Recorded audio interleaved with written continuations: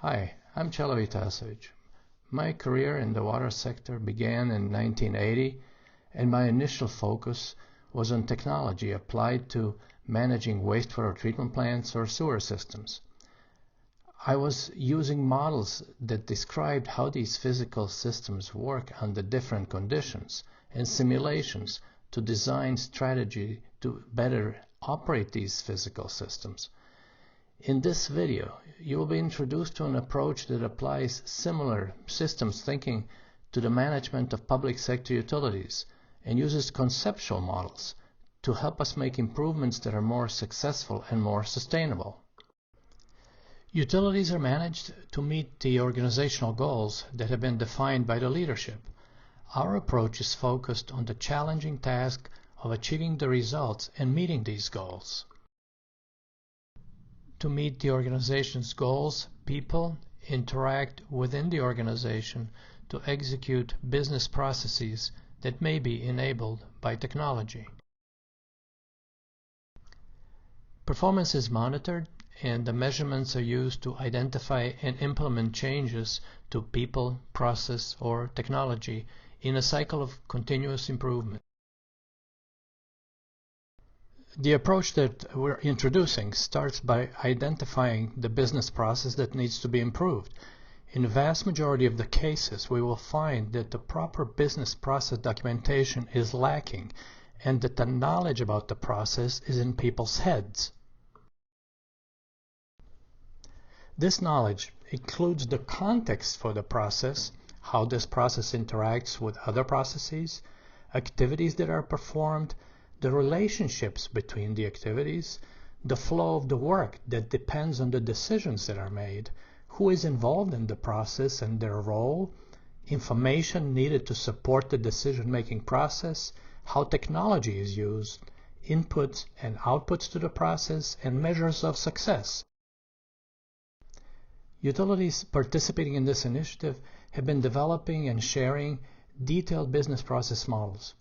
The example shown here shows how DC Water performs business case evaluation as part of their CIP planning.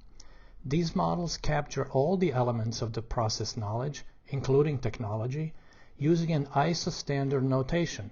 They are equivalent to blueprints for physical systems. We have developed an assessment tool to help us discover and document if the data required to enable the process is being collected, whether it is accessible and reliable, whether the systems currently deployed include adequate analytical capabilities, and whether technology is effectively configured and implemented to meet the business needs. The maturity of workforce and organizational culture is assessed using a tool that includes two tiers. Tier 1 examines the maturity for each of the components of the model. Tier 2 of the tool is applied to those areas where Tier 1 results discovered that changes are needed and is used to develop an effective approach to define desired state and develop a plan to close the gap.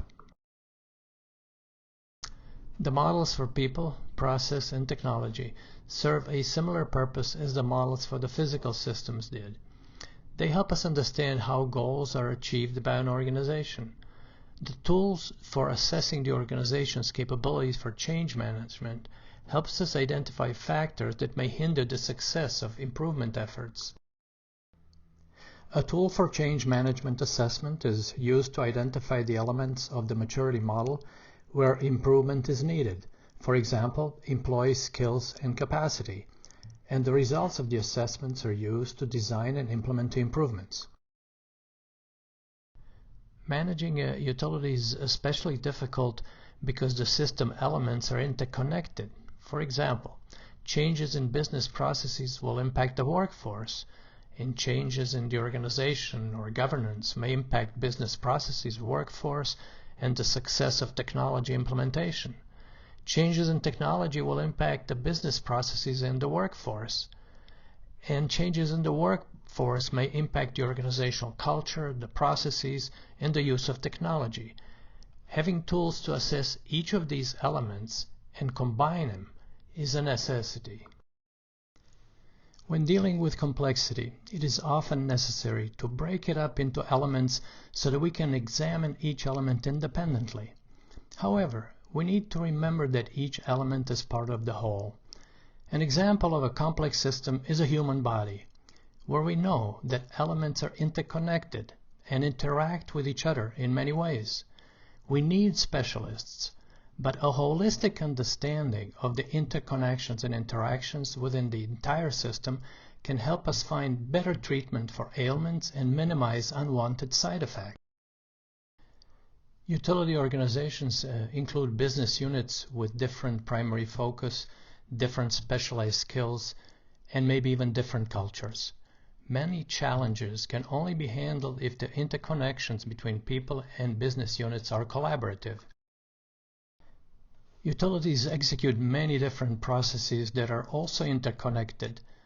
Successful execution of maintenance processes, for example, impacts real-time operation, and managing parts warehouse impacts maintenance.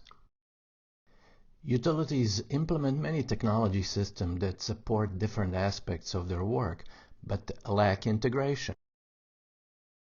And business processes often lack access to data that resides in these different systems.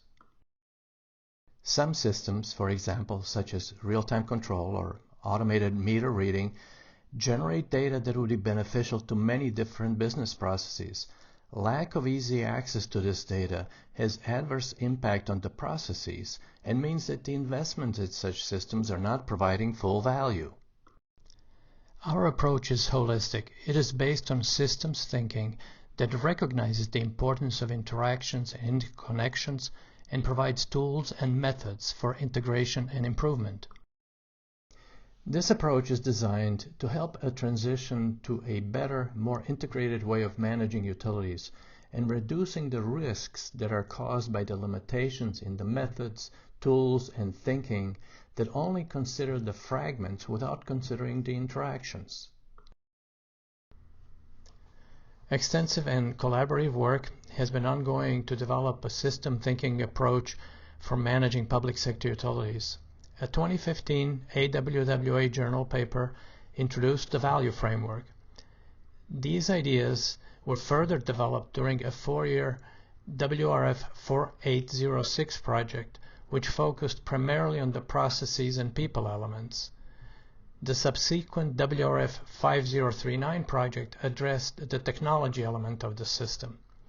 In summer of 2022, Water Environment Federation and International Water Association co-published a book that describes how this research is being continued, integrated, and applied under the WEF-WISE program. The Water Research Foundation 4806 project was made possible by the highly active and collaborative effort of utilities who contributed financial support and significant in-kind contributions. It is also important to acknowledge the contribution of utilities that were involved in the Water Research Foundation 5039 project and provided input and reviews of the technology framework and maturity model. We will continue our collaborative efforts to develop, share, and apply the frameworks, models, methods, and tools to help utilities improve their management practices. We would love to see you join us, as every new participant in this effort brings and shares new knowledge, artifacts, experience, energy, and skills. In this, we all win. Thank you very much for watching this video. I hope it was fun. Please contact us if you have questions, or let us know if you are interested in learning more about the WEF-WISE program. Our contact information is included. We are looking forward to hearing from you.